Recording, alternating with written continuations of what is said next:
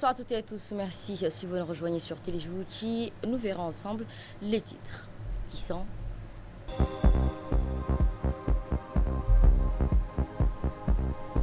une visite empreinte de solidarité.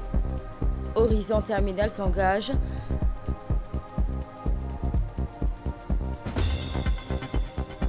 Et au Proche-Orient, l'hiver aux portes des ruines de Gaza. Bonsoir à toutes et à tous.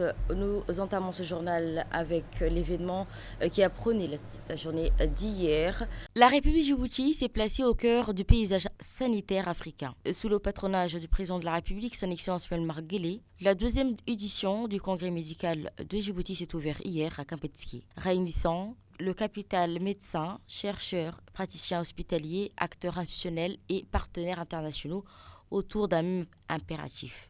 Penser ensemble à l'avenir du santé africain. À son arrivée, le chef de l'État, accompagné par la première dame, présidente de l'UNFD, Mme Khadra Mohamed Haïd, a été par le Premier ministre, Abdelkader Khan Mohamed, le ministre de la Santé, Dr Ahmed Roble Abdilé, ainsi que le président du Conseil de l'Ordre des médecins djiboutiens, Dr Suleiman Nour Aye. Cette présence institutionnelle de haut niveau a donné d'emblée les mesures d'importance politique et stratégique accordées à ce rendez-vous scientifique. Avant l'ouverture officielle des travaux, le président et la première dame ont pris le temps d'explorer minutieusement les différents stands installés pour l'occasion. Véritable vitrine technologique, ces espaces ont présenté les dernières innovations du monde médical, destinées à renforcer le pratique quotidien des médecins dans le contexte des ressources illimitées. À chaque étape, les spécialistes présents ont détaillé au chef de l'État et à la première dame la portée de ces avancées. Le président a multiplié les échanges techniques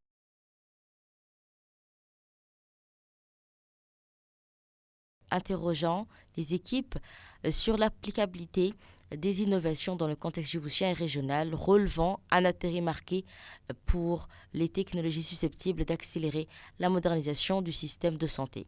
Cette visite inaugurale, dense et riche en démonstrations, a mis en lumière la volonté de Djibouti d'entrer pleinement dans l'ère de la santé connectée et de l'expertise médicale collaborative.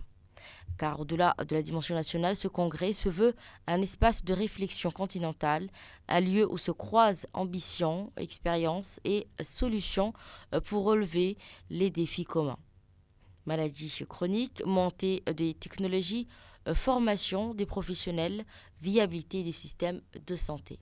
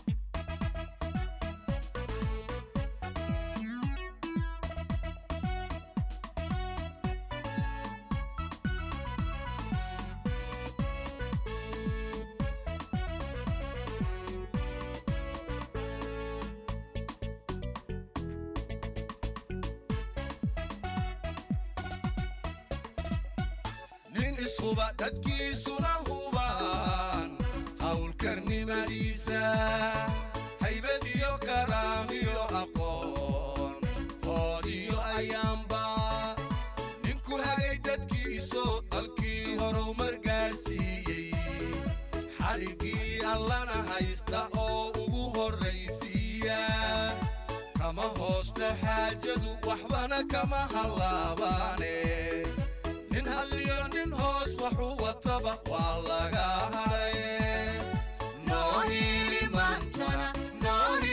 maantana dadkaagii guuri waaye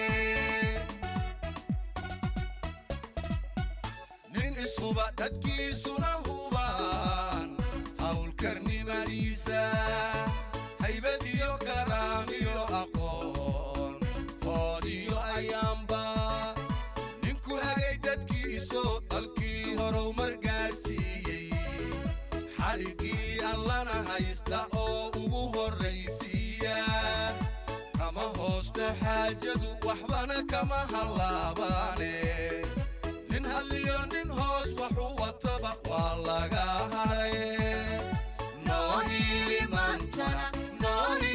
maantana dadkaagii guuri waaye hirarka siyaasadaha ee caalamka hareeyey halistiyo colaadaha degmada nagu Et une fois dans la salle, le chef de l'État a pris place aux côtés des membres du gouvernement, invités pour la cérémonie inaugurale.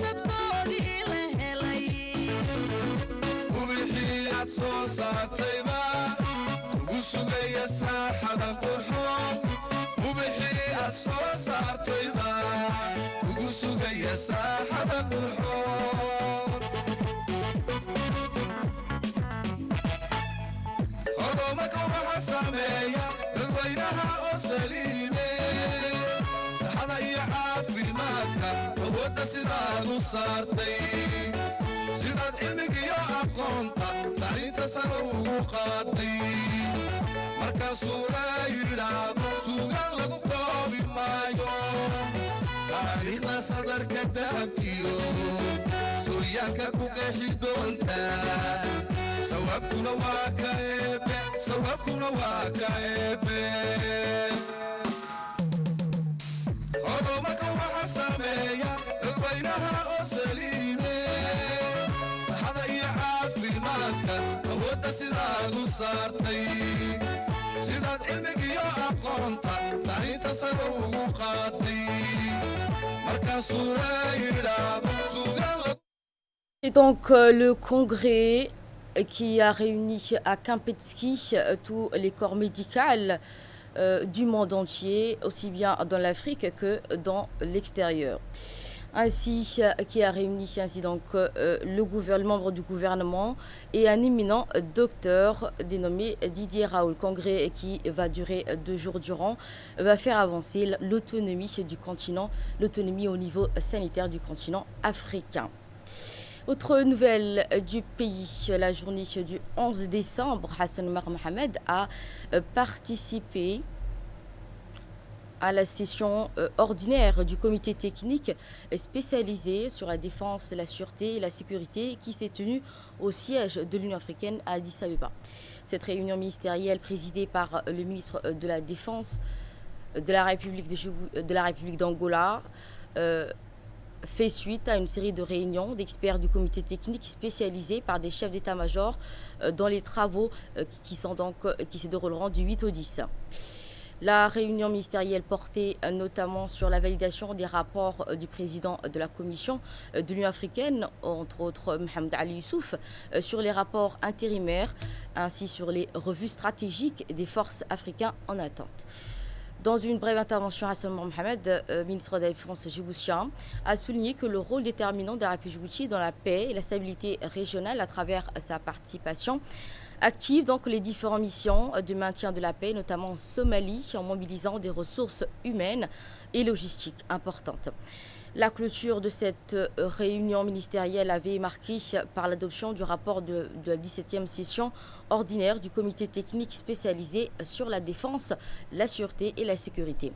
Y ont pris part donc Abdi Mahamoud Heibe, ambassadeur de la République djiboutienne auprès de l'Éthiopie, représentant permanent auprès de l'Union africaine et de la Commission économique des Nations Unies. Également le colonel Hassan Jama Farah, représentant du chef d'état-major des forces armées djiboutiennes.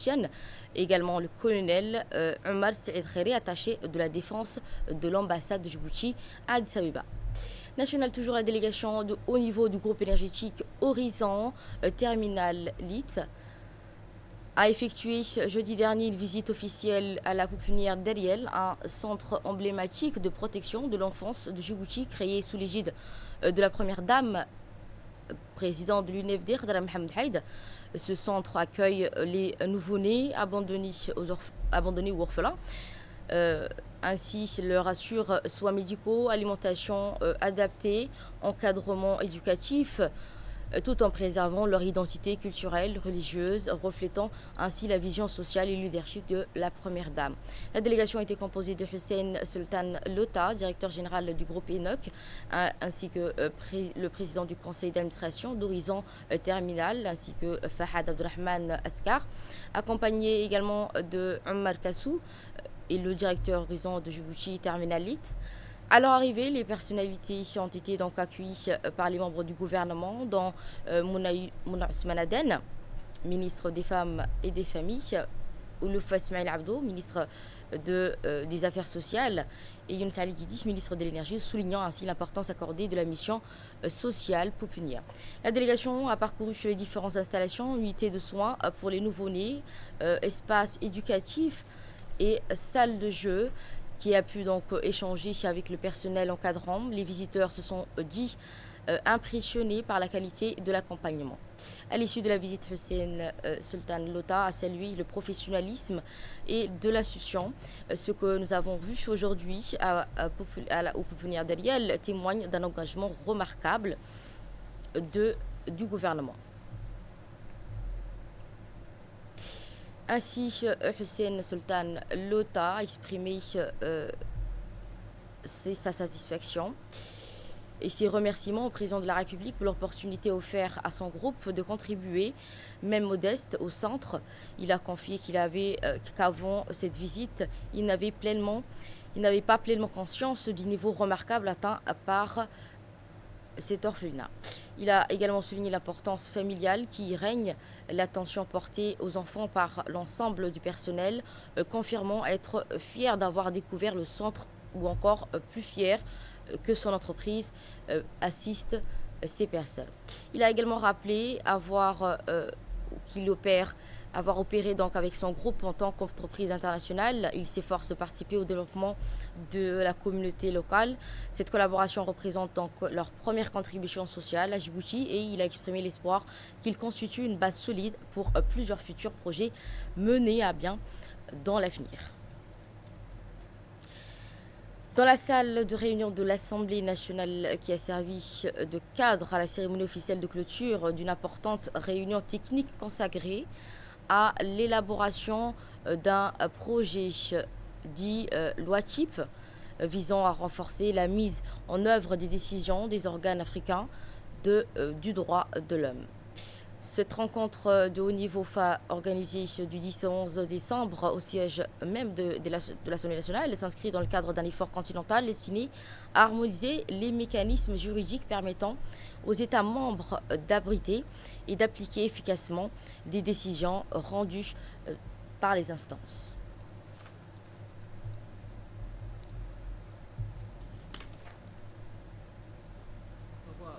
Prêter main forte depuis notre arrivée jusqu'à ce jour où nous procédons à la clôture de nos activités. Le secrétaire général auprès du ministère de l'Éducation nationale et de la formation professionnelle, Mohamed Abdellah Mayoub, a inauguré aujourd'hui la Semaine nationale de la langue arabe au Centre de formation de l'éducation nationale, un événement qui se déroulera jusqu'au 18 décembre prochain.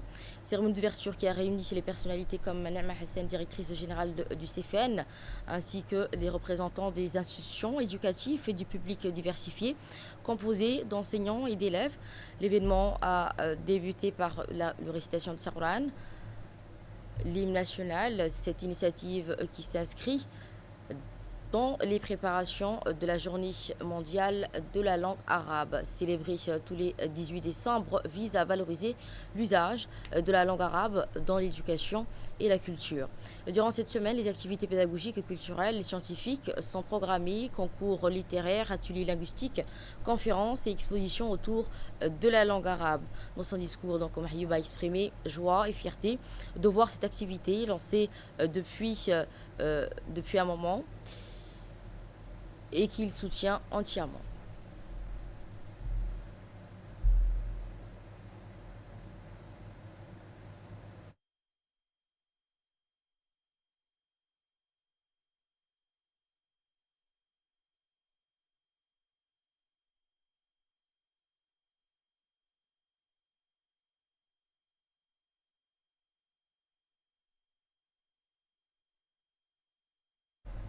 Et dans une déclaration à cette occasion, le secrétaire général auprès du ministère de l'Éducation a déclaré que la langue arabe à Djibouti est au cœur de notre histoire, de notre identité. Plus encore, elle sert de pont entre les étudiants djiboutiens et le reste du monde. La Semaine nationale de la langue arabe, pour laquelle nous remercions le ministre Moustapha Mohamed Mahmoud, offre une tribune pour réfléchir au développement de la langue arabe en République Djibouti. Djibouti, grâce à Dieu, nous bénéficions d'un avantage unique par rapport aux pays voisins et non voisins, car nous avons la possibilité d'apprendre plusieurs langues très facilement. Le français, l'arabe et l'anglais étant donc enseignés à Djibouti. Nous devons donc tirer parti de cet avantage pour développer la langue arabe à Djibouti. Djibouti qui bénéficie déjà d'autres avantages. Chaque langue est enseignée d'une manière spécifique et favorise un mode de pensée particulier. En conclusion, je tiens à remercier sincèrement la comité d'organisation de cette semaine ainsi que les participations, qu'il s'agisse d'établissements, d'étudiants, d'enseignants ou d'administrateurs. Donc au nom du ministère et en mon nom propre, je souhaite exprimer une sincère gratitude aux participants et je déclare ouvert la Semaine nationale de la langue arabe à Djibouti. Le ministère de la Ville, de l'Urbanisme et de l'Habitat ainsi que le ministère de l'Infrastructure et de l'Équipement ont présidé donc dans la journée du 9 décembre à l'hôtel Sheraton la cérémonie de clôture du projet de renforcement des capacités sur le partage des données et la gestion de l'information géospatiale. Ce programme majeur, mis en œuvre par l'appui de l'Agence japonaise de coopération internationale, marque une avancée significative dans la modernisation de la gouvernance territoriale à Djibouti. Fruit de plusieurs mois de travail conjoint, le programme a permis d'équiper les administrations concernées d'un arsenal technologique moderne incluant l'installation du serveur national l'entreprise et il a également mis en disposition des drones et autres appareils auprès du gouvernement djiboutien. À partir de 2019, nous, la JICA et le gouvernement djiboutien ont mis en œuvre le deuxième phase du projet qui consiste à transmettre des méthodes de mise à jour de données géographiques numériques. Je vous propose de suivre respectivement un directeur auprès de l'urbanisme et un autre directeur auprès des transports. On les écoute. Ces projets représentent une avancée majeure pour notre pays. Dans un contexte de forte croissance urbaine et d'exigences accrues en matière de gestion des infrastructures, la maîtrise de l'information géospatiale constitue désormais un outil indispensable pour assurer une planification efficace, une gouvernance territoriale moderne et une prise de décisions éclairée au service de nos populations. Grâce au soutien de la JICA, Djibouti dispose aujourd'hui d'un socle renforcé permettant de structurer, partager et exploiter de manière cohérente les données géospatiales. Les résultats obtenus témoignent sur la pertinence de cette coopération, l'installation et la mise en œuvre en exploitation du serveur SIG Argis Enterprise, qui constitue une avancée technologique majeure.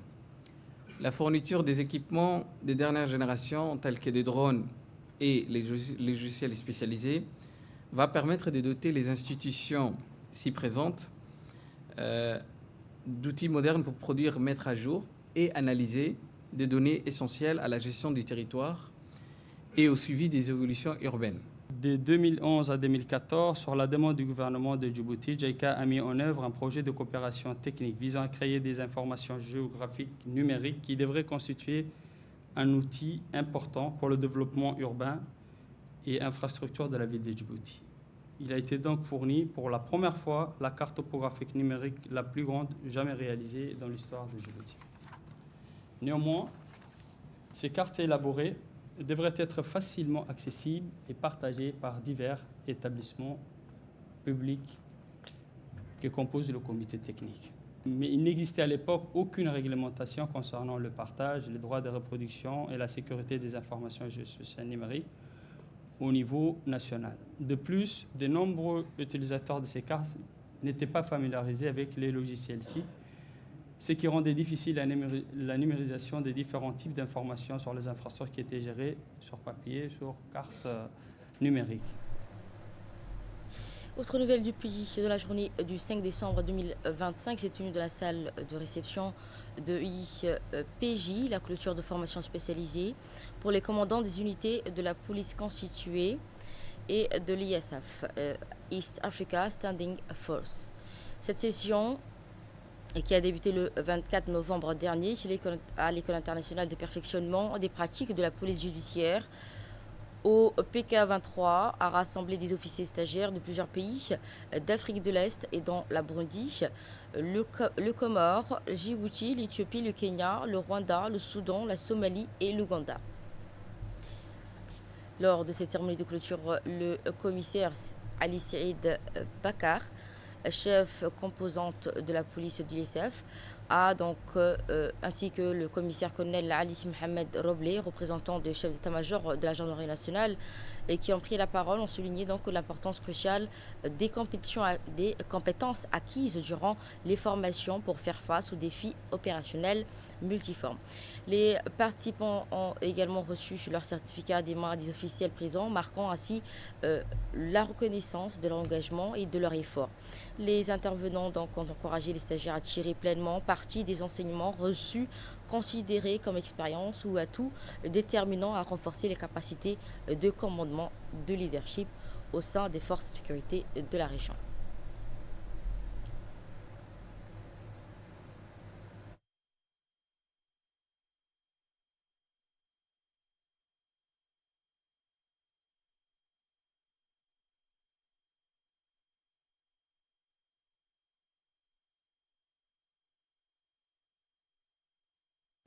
Nous partons à présent dans les régions de l'intérieur. La secrétaire générale de l'Union nationale des femmes djiboutiennes, Fatouma Moussa Abdi, a chaleureusement été accueillie à Obok, accompagnée d'une délégation composée du préfet, du président du conseil régional, de la parlementaire Fatouma Mohamed, ainsi que du comité de l'antenne locale. Cette visite qui s'inscrit dans le cadre des 16 jours d'activisme contre les violences faites aux femmes. La secrétaire générale a rencontré la communauté de Fetehuru et de Assessan, où ils ont échangé avec les femmes et hommes sur les enjeux liés à l'autonomisation des femmes et des luttes contre les violences basées sur le genre. Les discussions ont permis de renforcer les sensibilisations et de rappeler l'importance de se mobiliser collectivement pour protéger les droits des femmes et des filles autour de nous.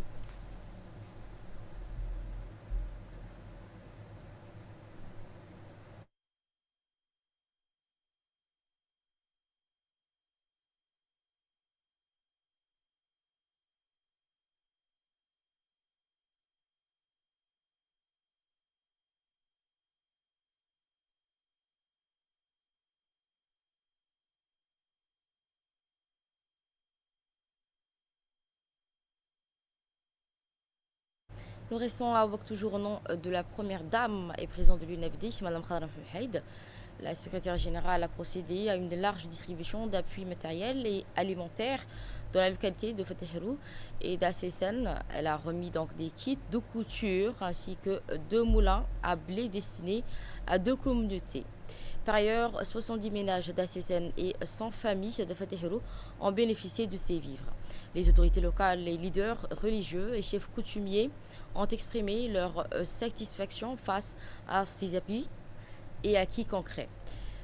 Dans la prolongation donc de cette mission, la secrétaire générale s'est rendue à l'antenne de Bok où elle a remis un chèque de 500 000 octroyé par la première dame pour soutenir les initiatives locales en faveur de l'autonomisation des femmes. Une action qui consolide davantage les liens entre l'UNFD et la communauté de Obok.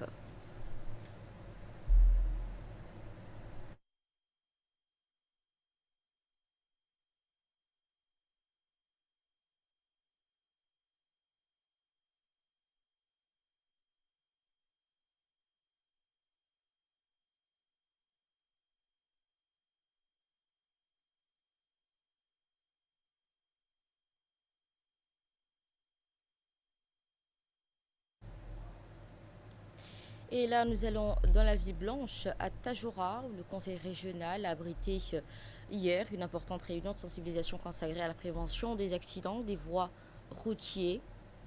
Un phénomène en hausse dans la région et force de nombreuses pertes humaines et matérielles.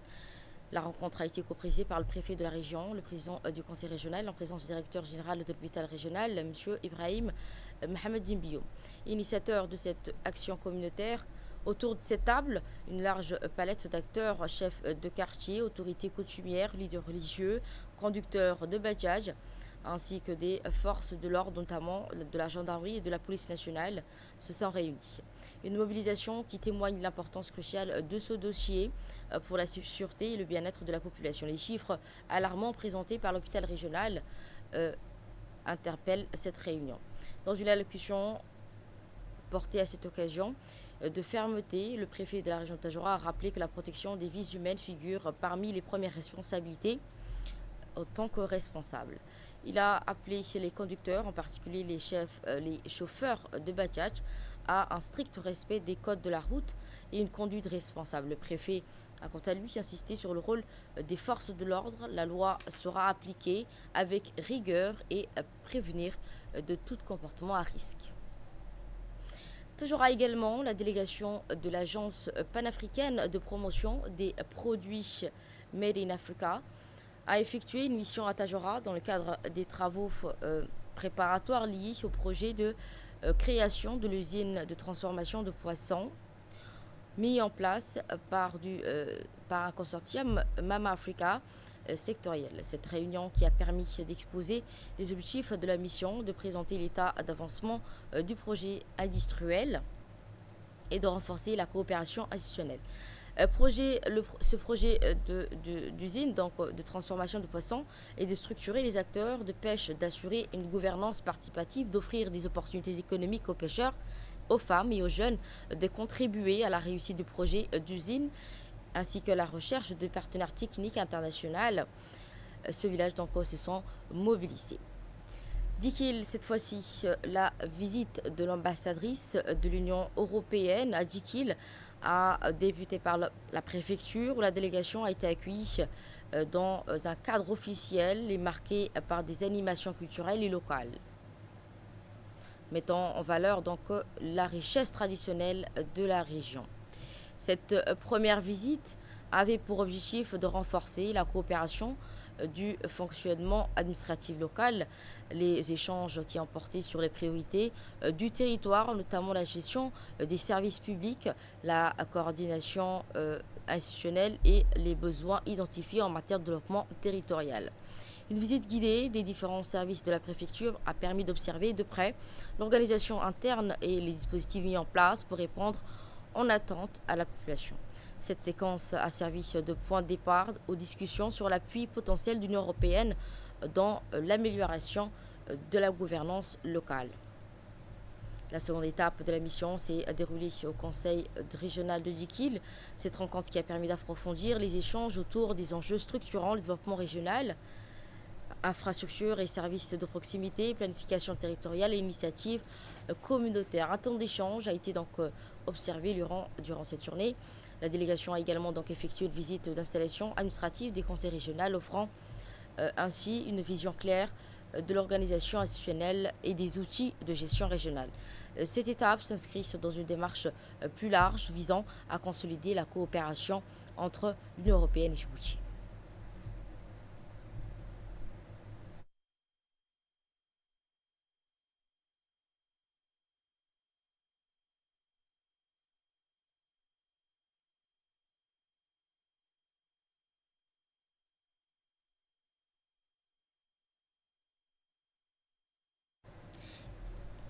Et dès là, nous passons donc à l'actualité hors de nos frontières, notamment l'hiver aux portes de Gaza. Un hiver rigoureux pousse donc les Gazaouis à improviser des abris en attendant les plans de reconstruction. Les habitants de Gaza affrontent donc un hiver particulièrement difficile alors que des vastes zones résidentielles restent toujours en ruine. Privées de logements habitables, de nombreuses familles se voient contraintes de chercher des solutions temporaires pour s'abriter du froid. Dans ce contexte, plusieurs résidents récupèrent des barres de fer encore présentes dans les décombres de leurs maisons détruites en utilisant comme outil rudimentaire garantissant pas toujours les conditions de travail. Ces abris improvisés sont ensuite recouverts de bâches et de tissus disponibles, une tentative de protéger à tout prix du froid. Ce sera tout. Merci à vous de nous avoir suivis. Vous étiez sur Télé Djibouti.